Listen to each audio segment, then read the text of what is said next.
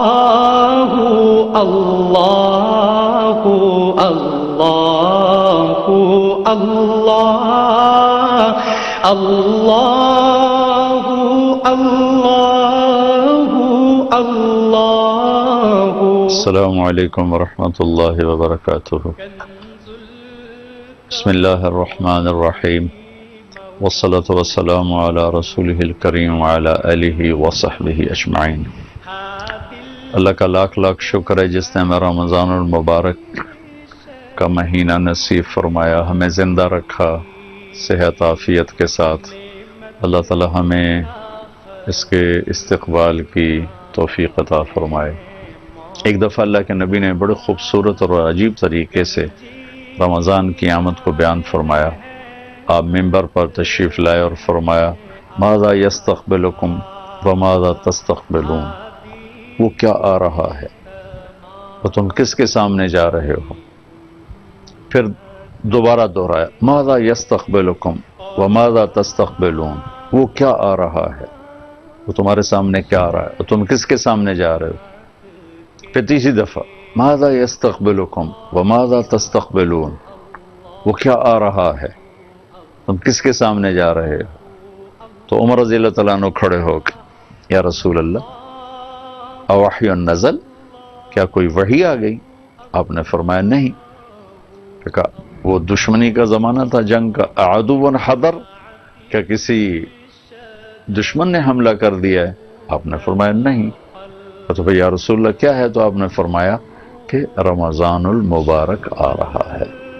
اتنے خوبصورت انداز میں اس کو پیش کیا کہ رمضان اللہ کو پا لینے کا مہینہ ہے، گناہوں کی بخشش کا مہینہ ہے۔ رمضان کا مطلب بھی بڑا خوبصورت ہے، جل جانا۔ اور یہ 12 مہینے جو سال کے عربی ہیں، اس میں یہ واحد مہینہ ہے جس کا نام اللہ تعالیٰ نے کائنات کے بنانے سے بھی پہلے طے فرما دیا تھا کہ محرم، صفر، ربیع الاول، ربیع الثانی، جمادی الاولی، جمادی الثانی، اور رجب، شعبان اور شوال اور ذوالقعدہ اور ذوالحج، یہ 11 مہینے تو عربوں نے نام تجویز کیے۔ رمضان اس میں نے چھوڑ دیا تھا، شعبان، رمضان، شوال۔ رمضان کا نام قرآن میں آتا ہے، شہر رمضان الذی انزل فیہ القرآن، اور قرآن اللہ نے کائنات کے بھی بنانے سے پہلے اس کی تلاوت فرمائی۔ اللہ تعالیٰ نے کائنات کے بنانے سے ایک روایت میں آتا ہے 1000 سال پہلے، ایک میں آتا ہے 2000 سال پہلے، بہرحال 1000-2000 سال تو کیا ہے، اللہ نے کائنات کے بنانے سے پہلے قرآن کی تلاوت کی۔ اس میں شہر رمضان اللہ نے اس وقت پڑھا ہوگا تو ابھی زمین آسمان بھی نہیں بنے، اور اس مہینے کا نام اللہ نے رمضان طے کر دیا تھا۔ روزے اور اس لفظ رمضان میں جو مناسبت ہے وہ بتانے لگا۔ رمضان کہتے ہیں جل جانا۔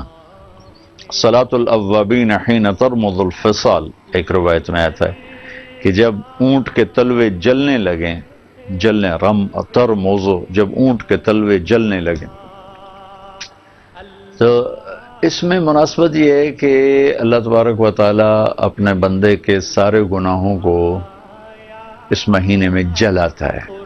وہ آگے میں واضح کرنے کے لیے کہتا ہوں اور بات کو ذرا کھولنے کے لیے کہتا ہوں کہ جیسے آگ میں چیزیں جلتی ہیں اور راکھ ہو جاتی ہیں، جب انسان روزہ رکھتا ہے تو اسے بھوک اور پیاس لگتی، اور خاص طور پہ ماشاءاللہ جیسے آج کل کے روزے ہیں، بھوک بھی خوب لگتی ہے، پیاس بھی خوب لگتی ہے، تو اس سے اندر میں ایک تپش پیدا ہوتی ہے، ایک حرارت پیدا ہوتی، تو وہ گویا ایک بھٹی بن جاتی، اور اس میں اللہ تعالیٰ ہمارے پچھلے جو 335 دن کے گناہ ہوتے ہیں ان کو اللہ تھوڑا تھوڑا کر کے ڈال رہا ہے۔ یہ بات واضح کرنے کے لیے ہے اور تھوڑا سا سمجھ آنے کے لیے ہے کہ رمضان کا یہاں خوبصورت مطلب کیسے بن رہا ہے۔ اس بھوک اور پیاس کی بھٹی میں اللہ ہمارے گناہ ڈالتا ہے، جلاتا ہے، ڈالتا ہے، جلاتا ہے، ڈالتا ہے، جلاتا ہے، یہاں تک کہ آخری روزے سارے پچھلے سال کے گناہوں کو جلا کے اللہ ختم فرما دیتا ہے۔ اس لیے اس کو رمضان کہتے ہیں۔ اور ایک خوبصورت بات یہ ہے کہ روزہ رمضان 29 کا ہو یا 30 کا، اللہ تعالیٰ کی بارگاہ میں ہمارا رمضان ہمیشہ 30 روزے لکھا جاتا، کسی سال 30 کا ہوتا ہے، کسی سال 29 کا ہوتا ہے۔ تو اس ایک روزے کی کم ہونے کی وجہ سے اللہ ہمارا اجر کم نہیں فرماتے، ہمارے 29 روزے لکھتے ہیں اور 30 تراویح لکھتے ہیں، اور وہ 30ویں روزے کو رکھے بغیر اللہ تعالیٰ اس کی ہمیں فضیلت عطا فرماتے ہیں۔ تو لفظ رمضان کی خوبصورتی تو آپ کے سامنے آئی ہوگی کہ اس میں اللہ تعالیٰ روزہ رکھنے والوں کے گناہوں کو جلا کے ختم فرماتا ہے، اور آخری رات پھر اللہ تعالیٰ فرماتے ہیں کہ میرے بندو جنہوں نے روزہ رکھا، فرشتوں سے اللہ تعالیٰ، بندے نے فرشتوں سے، کیا جزا ہے جو اپنے مالک کا کام پورا کر دے، اس مزدور کو کیا ملنا چاہیے؟ تو فرشتے کہتے ہیں اس کو اس کی مزدوری ملنی چاہیے۔ تو اللہ تعالیٰ فرماتے ہیں تو پھر میرے بندے اور بندیوں نے دن میں روزہ رکھا، رات کو تراویح پڑھی، اس کے بدلے میں نے ان کے پچھلے سارے گناہ معاف فرما دی۔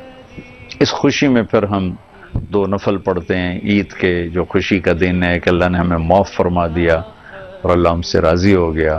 پھر اس میں بھی اللہ تعالیٰ فرماتے ہیں جاؤ مانگو، جو مانگو گے اللہ تعالیٰ کی طرف سے تمہیں دیا جائے۔ تو رمضان کی آمد کے حوالے سے ایک ضروری بات کرنا چاہتا ہوں۔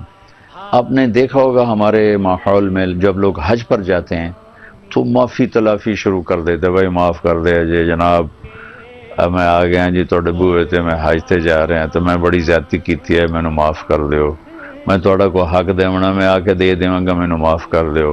یہ ہمارے سارے کم از کم پنجاب میں تو یہ ہے تہذیب کہ لوگ حج پر جانے سے پہلے معافیاں مانگتے ہیں، کسی پر زیادتی کی ہو تو جا کے معافی مانگتے ہیں، کوئی زیادتی کر گیا تو اسے معاف کرتے ہیں کہ یار میرا حج ٹھیک ہو جائے، حج ٹھیک ہو جائے۔ میں یہ عرض کرنا چاہتا ہوں کہ روزہ حج سے بڑا فرض ہے۔ سب سے بڑا فرض ایمان کے بعد ہے نماز، اس کے بعد ہے روزہ، اس کے بعد ہے زکوٰۃ، اور سب سے آخر میں ہے حج۔ لیکن حج پر جانے کے لیے ہم سارے بڑا اہتمام کرتے ہیں، اور روزے کا اس سے زیادہ اہتمام کرنا چاہیے کہ رمضان آ رہا ہے اور بخشش کا مہینہ آ رہا ہے۔ حج میں صرف ایک دن اللہ کا عرش پہلے آسمان پر آتا ہے اور وہ ہے 9 ذوالحج، عرفات کا دن، لیکن رمضان میں پورے 30 دن اللہ تعالیٰ کا عرش پہلے آسمان پر ہوتا ہے، اور مسلسل وہاں سے اعلان ہوتا ہے، کوئی مانگنے والا، کوئی بخشش چاہنے والا، کوئی جنت مانگنے والا، کوئی صحت چاہنے والا، کوئی رزق مانگنے والا، مسلسل اعلان ہوتا ہے۔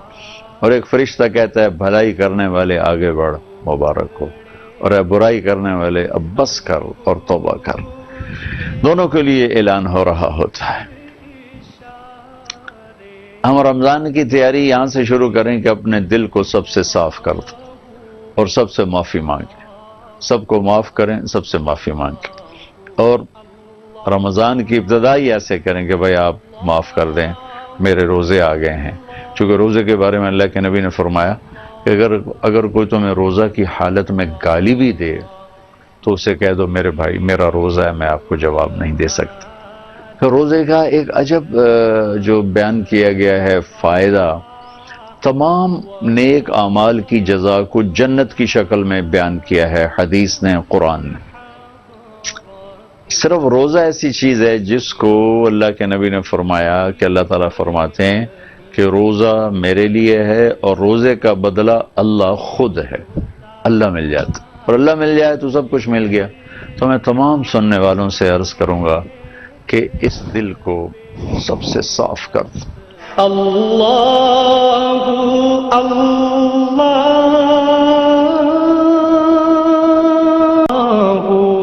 کتنی بے شمار سنتیں ہیں میرے نبی کی زندگی میں، لیکن آپ نے فرمایا دل کو کھوٹ سے صاف رکھنا تمام انسانوں کے لیے میری عظیم و شان سنت ہے۔ پھر فرمایا ومن احب سنتی فقد احبنی، جو میری اس سنت سے پیار کرے گا مجھ سے پیار کرے گا۔ ومن احبنی کان معی فی الجنہ، جو مجھ سے پیار کرے گا جنت میں میرا ساتھی ہو جائے گا۔ تو میں تمام سننے والوں سے عرض کرتا ہوں، خواتین، حضرات، چھوٹے بڑے، بچے بچیاں، صاف کر، کسی سے لڑے ہوئے جا کے صلح کر، میاں بیوی لڑے ہوئے فوراً صلح کر لو، بہن بھائی لڑے ہوئے فوراً صلح کر لو، ماں باپ اولاد میں کوئی کھٹوٹ ہے فوراً صلح کر لو، پڑوسی سے، دوست سے، پارٹنر سے کوئی لڑائی ہے صلح کر لیں تاکہ آپ کا روزہ قیمتی بنے، خوبصورت بنے۔ اور ایک عرض کروں گا کہ اس بھوک اور پیاس سے ڈر کے روزہ نہ چھوڑیں، یہ میرے رب کی طرف سے بہت خوبصورت تحفہ ہے۔ تھوڑی تھوڑی تکلیف کے لیے، تھوڑے تھوڑے نفع کے لیے لوگ ہمالیہ پہاڑ جیسی تکلیفیں اٹھاتے ہیں، اس روزے کے پیچھے ہمیں اللہ ملنے والا ہے، اور اللہ کے لیے تھوڑی سی تکلیف، تھوڑی سی پیاس کوئی بڑا مسئلہ نہیں۔ اللہ کے نبی کی اولاد حضرت حسین رضی اللہ تعالیٰ عنہ کا قافلہ 72 آپ کے جان نثار تھے، اور 18 اہل البیت آل الرسول کے نوجوان تھے جو شہید ہوئے، باقی بچے بچیاں اور بھی تھے، جو شہید ہوئے وہ 18 تھے۔ ان سب نے 3 دن کی پیاس برداشت کرتے ہوئے اللہ کے بارگاہ میں اپنی جان کا نذرانہ پیش کیا۔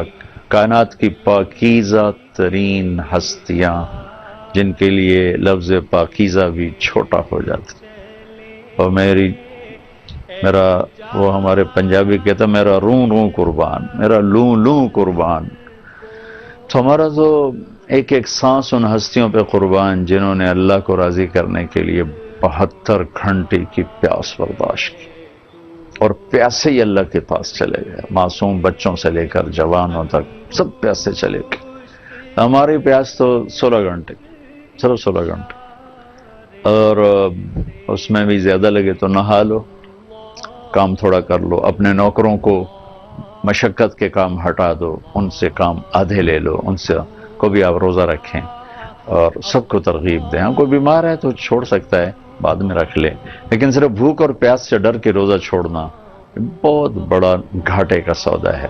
خود بھی اپنا کام گھٹا لیں اور اپنے نوکروں سے بھی کام تھوڑا لیں تاکہ ان کو روزہ پورا کرنے میں کوئی تکلیف نہ ہو، دقت نہ ہو۔ تو دلوں کو صاف کر دیں۔ اور روزہ کیا ہے؟ صرف منہ بند کرنا نہیں ہے، سر سے لے کر پاؤں تک روزہ۔ ایک ہوتا سوم، سوم کا مطلب ہے منہ بند کرنا، ایک ہوتا سیام، سیام جو کتب علیکم الصیام، سر سے لے کر پاؤں تک سارا وجود روزہ رکھے، یہ سب سے اعلیٰ درجے کی چیز ہے۔ اور دل کو صاف رکھنے کے لیے ایک اور حدیث سناتا ہوں۔ ایک دفعہ مسجد میں بیٹھے تھے تو آپ نے ارشاد فرمایا کہ اس دروازے سے ایک جنتی آ رہا ہے۔ تو ایک مدینے کے صحابی، ادھیڑ عمر 50 پلس، 50-60 کے عمر کے، ان کے ہاتھ میں جوتا، تازہ وضو، پانی ٹپک رہا تھا۔ اگلا دن وہی ٹائم آپ نے فرمایا اس دروازے سے ایک جنتی آ رہا ہے، وہی صحابی دوبارہ انٹر ہوئے۔ اگلا دن آپ نے کہا اس دروازے سے جنتی آ رہا ہے، وہی صحابی انٹر ہوئے۔ اس مجمع میں ایک صحابی ہیں، ان کا نام ہے عبداللہ بن عمرو بن عاص، یہ تمام صحابہ میں سب سے زیادہ عبادت کرنے والے تھے، جہاں تک میں نے پڑھا ہے، ہو سکتا ہے اس سے بھی کچھ زیادہ ہو۔ ساری رات نفل پڑھتے تھے، سارا سال روزہ رکھتے تھے، اور دن رات میں ایک قرآن ختم کرتے تھے۔ عید کے 2 روزے چھوڑتے تھے، بس ساری رات روزہ، ساری رات نوافل، سارا دن روزہ، دن رات میں ایک ختم قرآن۔ تو پورا انہوں نے ٹائم کا جو سکیل اور گراف تھا وہ سارا بھر دیا، اور 1 سیکنڈ اس میں نہیں چھوڑا۔ ان کو یہ خیال آیا کہ کیا یہ مجھ سے بھی زیادہ عبادت کرتا ہے جو اس کو جنت کی بشارت ملی ہے؟ لاشعور میں غالباً یہ ہوگا کہ ان کو کیسے مل گیا، مجھ سے بھی زیادہ عبادت ہے ان کی، لہٰذا میں دیکھتا ہوں یہ کیا کرتے ہیں۔ تو ان کے گھر گیا، کہا چاچا جی السلام علیکم۔ وعلیکم السلام۔ کہا چاچا میرے ابا ناراض ہو گئے ہیں، میں 2-4 دن آپ کے پاس گزارنا چاہتا ہوں، آپ اجازت دیتے ہیں؟ ہاں ہاں بسم اللہ بیٹا، ضرور آؤ، رہو، کھاؤ پیو، موج کرو، رہو، تھوڑا اپنا گھر ہے جیسے ہم کہتے ہیں۔ اب جب رات ہوئی نا تو انہوں نے، عبداللہ بن عمر نے جلدی سے چادر اوڑھی اور یوں سوراخ تھوڑا سا رکھ کے نا آنکھ کا دیکھنا شروع کیا کہ اب یہ بزرگ کیا کرتا۔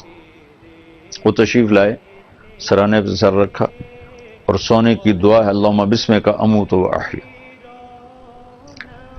اور سوئے اور جب فجر کی اذان پہ اٹھے، ساری رات سوئے رہے، پھر کروٹ بدلتے ہوئے آنکھ کھلتی تو اللہ اکبر کہہ دیتے۔ یہ بڑے پریشان ہو گئے کہ یہ کیا ہو۔ اس زمانے میں تو منافق تہجد نہیں چھوڑتے تھے، یہ آدمی ساری رات کیسے سوئے رہا؟ پھر ان کو خیال ہے کل دیکھوں گا۔ اگلے دن آ گیا، پھر وہ عشاء کی نماز پڑھ کے سوراخ میں کر کے اور دیکھنے لگ گئے۔ وہ پھر بستر پر دراز ہوئے اور سوئے اور فجر پہ اٹھے، ان کی بالکل ہی کھوپڑی اور گھوم گئی، بھئی یا اللہ یہ کیا چکر۔ وہ سمجھ رہے تھے کہ ساری رات سجدے میں گزارتے ہوں گے، اور وہ ایک رکعت بھی نہیں پڑی۔ ان کا چلو ایک رات اور دیکھ لیتا ہوں۔ اگلی رات دیکھا پھر اسی طرح کر کے، تو پھر وہ ساری رات اسی طرح سوئے رہے۔ تو اب اللہ کے نبی کی بات تو غلط ہو نہیں سکتی، اور انہیں سمجھ میں آ نہیں رہا کہ جنت کی بشارت ملی کس بات پر، جو آدمی ساری رات سوتا رہے۔ فرض چھوڑنے کا تو اس زمانے میں سوال ہی کوئی نہیں تھا۔ یہ تو تہجد کے چھوڑنے پہ حیران ہو رہے ہیں، پریشان ہو رہے ہیں کہ منافق بھی پڑھتے ہیں۔ پھر جب وہ صبح ہوئی نا، اذان پر اٹھے تو پھر وہ نہ رہ سکے، اور جیسے کہ پھٹ پڑے کہ چاچا میرے پلے گل کوئی نہیں پئی، ترائے دیں تینوں اللہ دا نبی بشارتاں دیندا رہے، جنتی آ رہے، جنتی آ رہے، جنتی آ رہے، اور تینوں دن چاچا تو ہی آیا ہے، میرے ابا سے کوئی جھگڑا نہیں تھا، میں صرف دیکھنے آیا تھا کہ آپ کیا کرتے ہیں، لیکن آپ تو ساری رات سوتے رہتے ہو، یہ کیا چکر؟ انہوں نے کہا بیٹا جو دیکھا ہے بس یہی ہے اور کچھ نہیں۔ تو اب وہ ایسی پریشانی حیرانی میں وہاں سے واپس مڑے کہ اللہ کے نبی کا فرمان حق اور سچ ہے، اور ان کا عمل بھی کوئی سامنے نظر نہیں آیا، تو کیا چیز؟ دروازے تک گئے تو فرمایا بھتیجے واپس آؤ، واپس آئے۔ کب میں تمہیں اندر کی بات بتاتا ہوں، یہاں یوں اشارہ کیا کہ یہ جو دل ہے نا، اس میں کسی انسان کے بارے میں کوئی کھوٹ نہیں ہے، اور اللہ تعالیٰ جس کو بھی کوئی نعمت دیتا ہے تو مجھے کوئی حسد نہیں ہوتا، خوشی ہوتی۔ تو اس پر ان کا ریاکشن کیا تھا عبداللہ بن عمر کا؟ ہاذا ہوا، اچھل کے کہنے لگے ہاذا ہوا، یہ ہے، یہی ہے، یہی ہے، یہی ہے۔ آگے کہا پھر یہ کون کر سکتا ہے؟ ایک کیڑا کوئی ہر کہیں دے واسطہ کام میں، یہ بھی کہیں کرنا ہے۔ تو یہ وہ عمل تھا جس نے ساری رات نبوت کے دور میں ایک آدمی سوئے پڑے ساری رات، کوئی نفل نہیں پڑے، اور جنت کی بشارت حاصل کی ہے۔ میرے نبی اس عمل کو سامنے لانا چاہتے تھے، اس لیے وہاں ہر صحابی جنتی ہے۔ قرآن کی آیت پڑھتا ہوں، سورہ حدید، کلن وعد اللہ الحسنى، اے میرے نبی میرا وعدہ ہے تیرے تمام صحابہ کو جنت دوں گا، کوئی جہنم میں نہیں جا سکتا۔ ان کو خاص طور پر جنتی جنتی جنتی، صرف ان کی یہ خوبی لوگوں کے سامنے لانا چاہتے تھے۔ یہ کمی پوری طرح سارے ملک کو اپنی لپیٹ میں لے چکی ہے کہ ہمارے دل بغض سے، نفرت سے بھرے پڑے۔ اللہ کے واسطے صاف کرو، معاف کرو۔ مر جانے والے کے کیا جھگڑے، کیا لڑائیاں، جب چارپائیاں اٹھتی ہیں تو حقیقت کھل کے سامنے آ جاتی ہے کہ یہ کیا دھوکے کا گھر، اور یہ مچھر کا پر، اور یہ مکڑی کا جالا۔ آنکھ بند ہونے والے سے پوچھو کہ زندگی کسے کہتے ہیں، اور لڑائی جھگڑا کیا ہوتا ہے، اور صلح صفائی کیا ہوتی ہے۔ میں آپ سب سے عرض کروں گا کہ آئیے ہم رمضان کا استقبال کریں، معاف کر کے، دلوں کو دھو کر، دلوں کو صاف کر کے، اور اپنی کمائیوں میں حلال داخل کر کے، کہ حرام کے لقمے سے بچیں، حلال کمائیں، حلال کھائیں، تو ہمارا روزہ خوبصورت بنے گا، عالیشان بنے گا۔ باقی باتیں انشاءاللہ بعد میں کریں گے۔ السلام علیکم۔ اللہ اللہ